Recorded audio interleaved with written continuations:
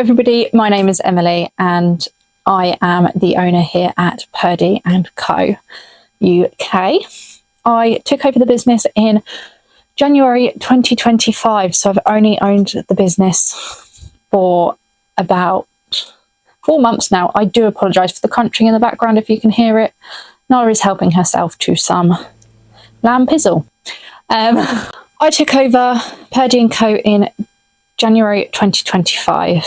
Purdy and Co has been running since 2020, so for about 5 years now, but I've only owned the business for about 4 months, and I've definitely put my own spin on things, and I want to continue to grow the business and share life along the way with all of you guys. It can be difficult.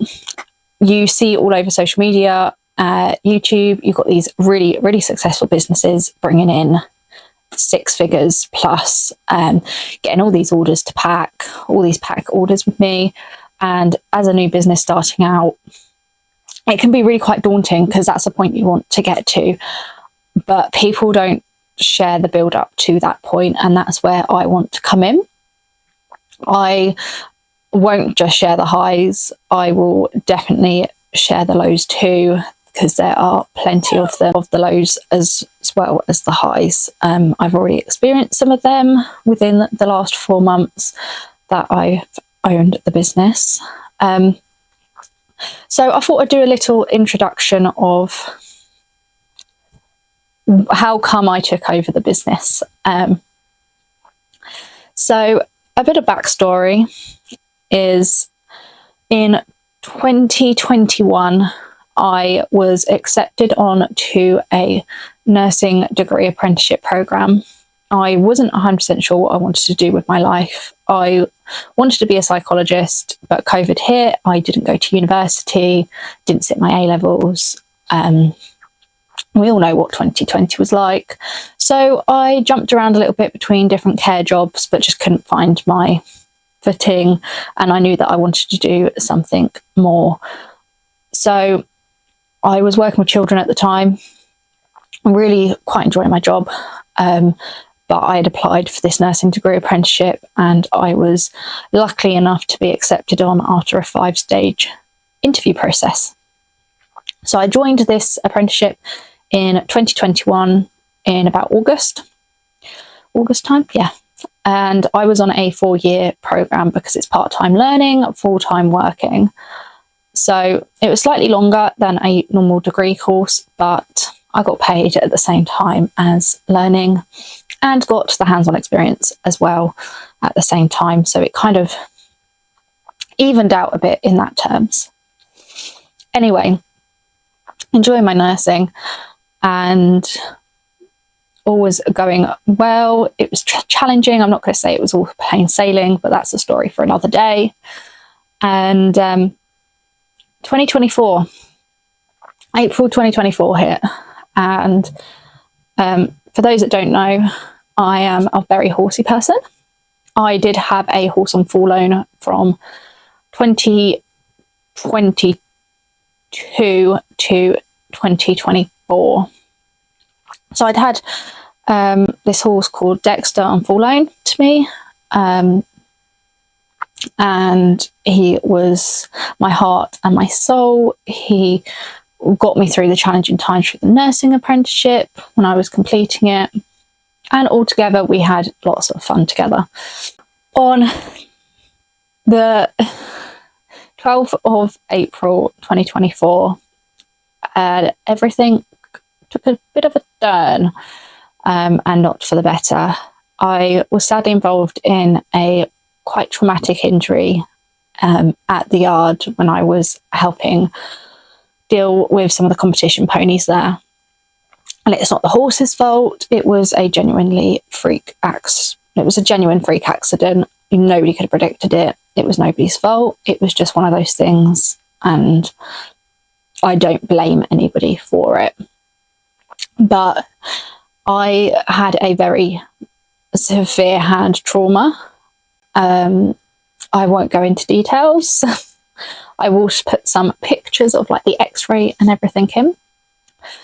and life changed from that day on. I was rushed into emergency surgery, and we weren't sure if I would have been able to save my thumb or not, or whether they were going to have to amputate. If they didn't amputate, they weren't sure the long-term damage that was caused at the time of the accident, as I went through the entire thumb.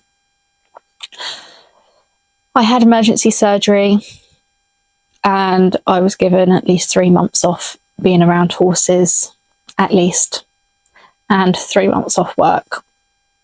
I was in a cast, followed by splint, followed by more splints and even more splints. Spent my time at the hospital between consultant appointments and hand therapy. And all while this is going on, I was meant to be on my last placement of my 3rd year of my nursing degree apprenticeship. So it was all a bit of bad timing. I obviously couldn't continue the placement or start the placement even. And I had many meetings discussing my future on the programme. And in the end of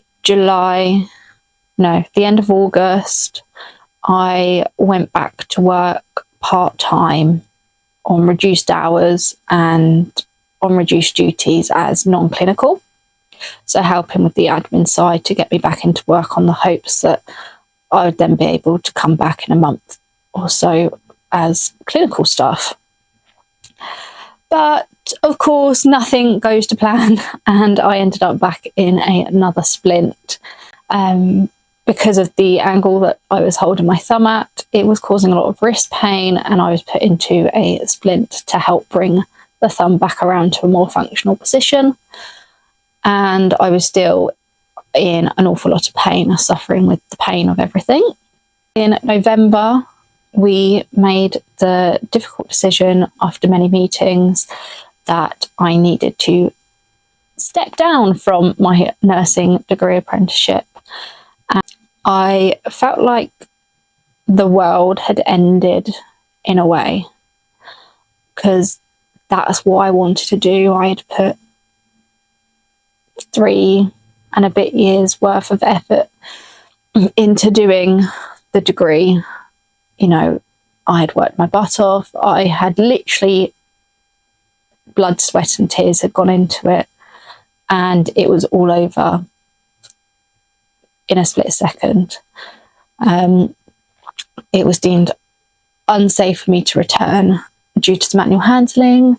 We weren't sure whether we were going to go ahead with further surgery or what we were doing. And after talking to my consultant, he agreed that the best decision was to step down and find an alternative career while we dealt with the long-term complications that my thumb will bring.